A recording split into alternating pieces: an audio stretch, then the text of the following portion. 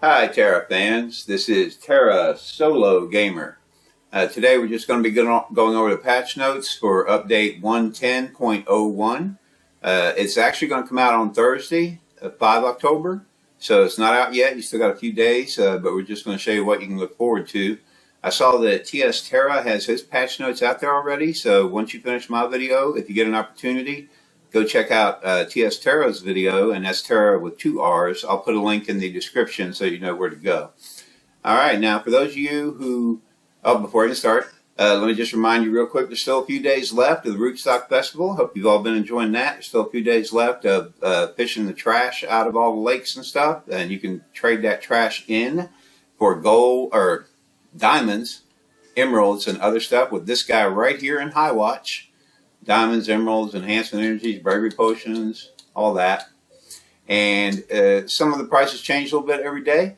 And sometimes they have the diamond pouch, which will give you 20 diamonds. But that's only like every few days or so. Hope you've all been enjoying it. I've been doing it on all 5 of my gamer tags, so I have been racking up all kinds of diamonds and emeralds. As I said before in my How to Farm Gold video for Tera, having multiple gamer tags can be a benefit. All right, now to the patch notes. If you go to your main menu, for those of you who don't know, go to Event and go to Update Details.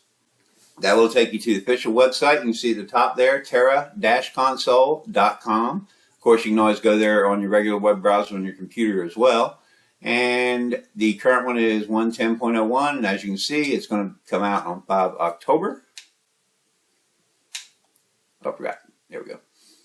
All right, now for this one, there's going to be some dungeon changes. Cataclysticon Hard will be open, and when you reach equipment level 475, you can enter the dungeon with dungeon party matching. So it's a 475 dungeon for Cataclysticon Hard mode. You can enter the dungeon with the teleportal, and it tells you the address there. They're going to open Cataclysticon Hard 475, Darkreach Citadel Hard 465, and Darkreach Citadel 455. They're ending the dungeons for Ruinous Manor Hard and Ruinous Manor. Open dungeon reward will be reorganized according to the difficulty of dungeons. Red fragment will always be dropped on dungeons. So apparently they're going to redo the rewards a little bit. Now, here they're talking about the leaderboards for those things. First place, 2 reward name title. Delusion Ruler, which will give you those benefits there. Increase your damage by 2%, increase attack speed by 1.5%. and increase endurance by 10 and increase attack speed by 1.5%. Leaderboard rewards for 2nd or 3rd place. Delusion Conqueror is going to increase your damage by 2%, increase attack speed by 1%, increase your endurance by 8%, increase your attack speed by 1%. Alright, feats. In-game feat you can get for Cataclysticon. Delusion Challenger, defeat Lumican 77 times. So you're going to be in there grinding that dungeon a whole bunch of times if you want to get that. Now, Battle Pass Season 10 is going to begin on 5 October, this coming Thursday. I am not, what is, wow, these are really, really big. Okay. I'm not going to go into the rewards for the Battle Pass at the moment. I'll just let you look at some of this. Because when it actually comes out, I'm going to do what I usually do. I will do a special Battle Pass video. And I'll go ahead and get a Battle Pass Ultra or whatever it's called. I forget the extra thing. And show you some of the stuff so you can see for yourself. And we'll go through all the different items at that time. But I'll scroll slowly here so you can go ahead and take a quick look if you want. And of course, you can always go to Tera-console.com and read this for yourself if you'd like. Alright, so that has to do with Battle Pass. It'll start on the 5th. And again, I'll do a special video for that one. Now, the pets, they're going to change the pet system. They're going to improve it. Pet skills, they're going to have passive skills depending on the grade. You can upgrade them by training and then reach the maximum of a legendary grade. The legendary pet has a Transcendence passive, which is a special ability. And their secondary skill will be maintained. Promotion probability according to pet grade is from normal to uncommon is going to be a 10% chance, uncommon to rare a 1% chance, and rare to legendary will be a 0.1% chance. And the number of passive skills according to the pet grade, right there, If it's normal, you're going to get 1 passive skill. If it's uncommon, 2 passives. Rare will be 3 passives. And if you get a legendary pet, it's going to be 3 passives plus that transcendent skill. And all pets can be used training using the training book. You can change your pet's passive skills using the training book and gold. You can choose between the passive you currently have and the passive created through training. And it kind of reminds me of the Fable games. Fable 2, when you're running around the game with your pet dog, you find higher level training books for your dog so that he can hunt for better treasures. And so he's a better war dog, helping you take down your enemies. But this would be a little different. This is giving you passive skills and a transcendent skill as opposed to training the pet itself. But it popped into my head when I first read this. I was like, oh yeah.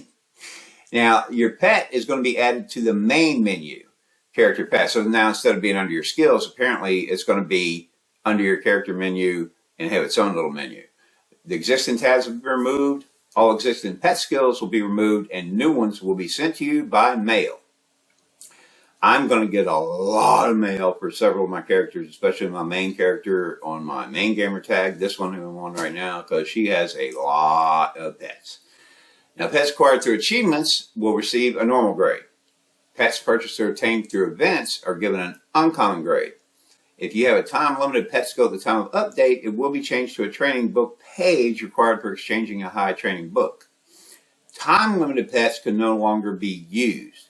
Time-limited pets can be sold, each 100 gold.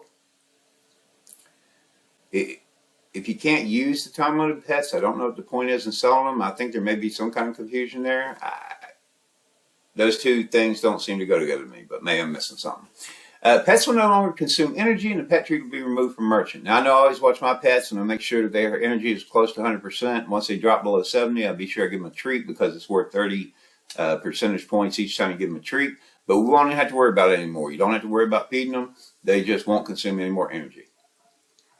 And they will supposedly have a guide out there on how to use the pet system. For details, check the official site for a guide. I haven't seen it yet. They haven't put it out there yet, but I'm assuming they'll probably have the pets out there and put the guide out about the same time, hopefully. I hope they don't put the pets out there and then like months later they put the guide out. That would suck, but you know. All right, now there's going to be some class skill balance adjustments. Brawler, roundhouse kick, glyph of power link. It's going to increase the effect duration from 4 seconds to 6 seconds. Dashing strike, glyph of power link will increase the skill damage of 1 haymaker, pile driver, 1-inch punch. Was 25% for 5 seconds. It's now going to be 35%. It's going to increase the casting of skill, self-control. It will increase skill damage by 8%. It was 8%. Now it's going to go to 20%. Jackhammer acceleration, effect duration is going to go from 2 seconds to 5 seconds. For the sorcerer, Frost Spear is going to increase skill damage by 15%. Glyph of carving increases the chance to crit 1.5 times is what it was. Now it's going to become 2 times. Arcane Pulse is going to increase skill damage by 15%. Lightning Strike increased skill damage by 15%. I gotta tell you, I kind of love my sorceress. She pretty powerful. That Arcane Pulse does some damage. I'm kind of looking forward to another 15% on top of that. And the lightning, that's pretty good too. I like that. Glyph of Persistent Lightning Strike, 40% probability is what it was. It's going to go to 50%. Hailstorm is going to increase that skill damage by 20%. Glyph of Keen Nova, increase the crit factor by 2.5 times per 5 seconds, will now become increased chance to crit by 3 times on attacking monsters. Meteor Strike, one of my favorite attacks with my sorceress, increased skill damage by 20%. That's a powerful hit already. That's going to be nice. Void Pulse, increasing skill damage by 20%. Again, another good attack as it is. I'm looking forward to even more. Glyph of Carving Void Pulse, increase the chance to crit by 2 times. Is going to become increase the chance to crit by 3 times when attacking monsters. Mana Boost is going to increase skill damage by 20% to 30%. Was 20%, now it's going to be 30%. Glyph of Haste, when casted, speeds charging by 10% for 20 seconds will become 20% for 20 seconds. Ice Lances increase skill damage by 30%. Fusion increase skill damage by 30%. Implosion increase skill damage by 30%. So giving some big buffs to the sorceress there. I'm liking that. Valkyrie, Leaping Slash, increased skill damage by 15%. Glaive Strike, increased skill damage by 15%. Ground Bash, increased skill damage by 20%. Shining Crescent, increased skill damage by 20%. New Moonlight will restore plus 60 Moonlight if both attacks succeed. Twilight Waltz will increase the skill damage by 20%. Gungner's Bite, increased skill damage by 30%. Increase the effect duration from 4 seconds to 6 seconds. And restores plus 15 Moonlight when successful. Restores plus 30 Moonlight when successful. Oh, it was plus 15, now it'll be plus 30. Godspall, Bloodflower, effect increases you and close party members damage by 2%. Will become effect increases you and close parties member damage by 4%.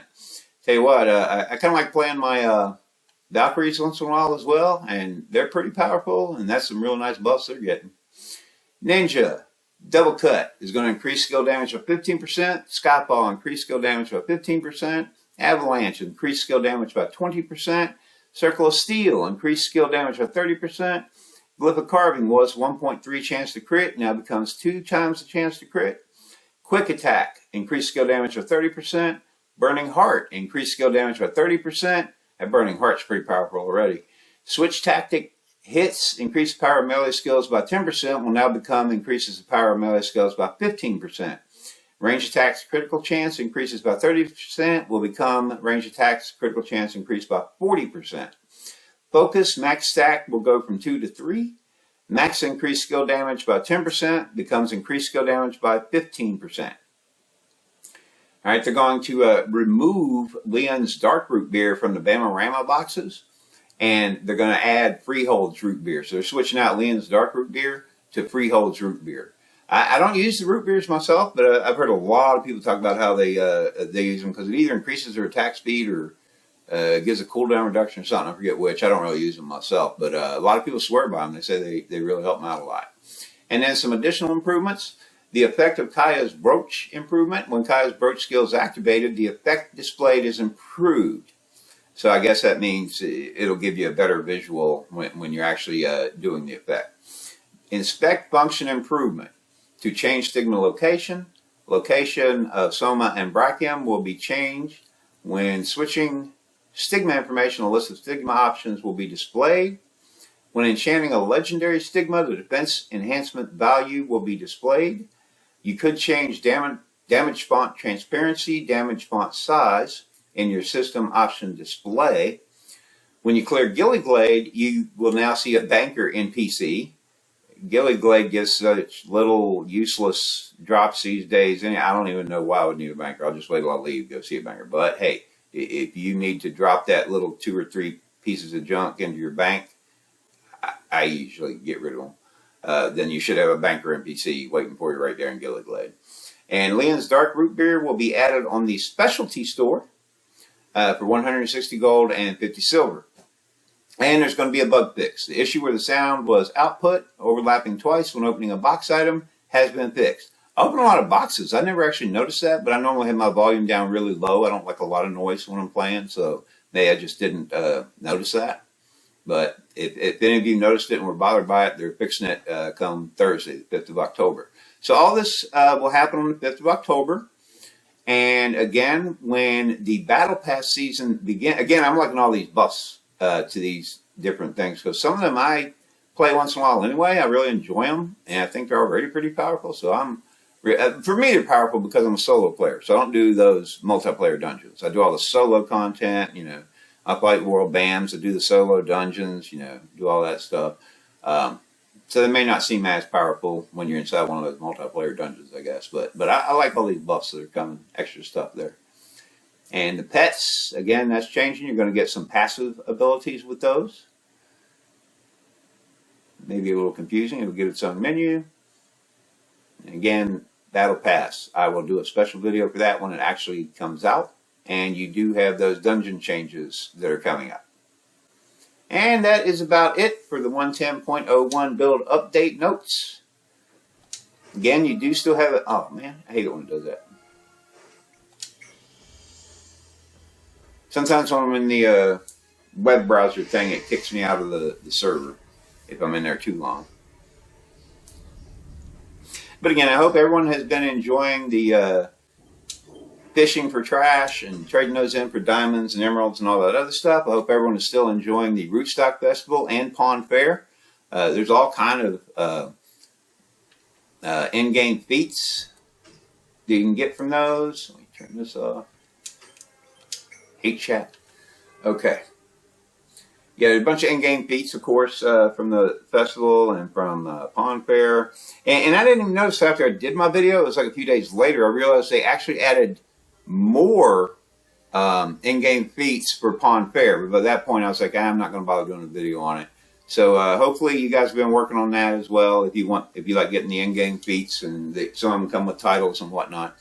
But it is going on for a few more days, almost over. And then on the 5th of October, we will have these changes coming up. We will have a new Battle Pass season. That's it for today. Until next time, enjoy Tera and happy gaming.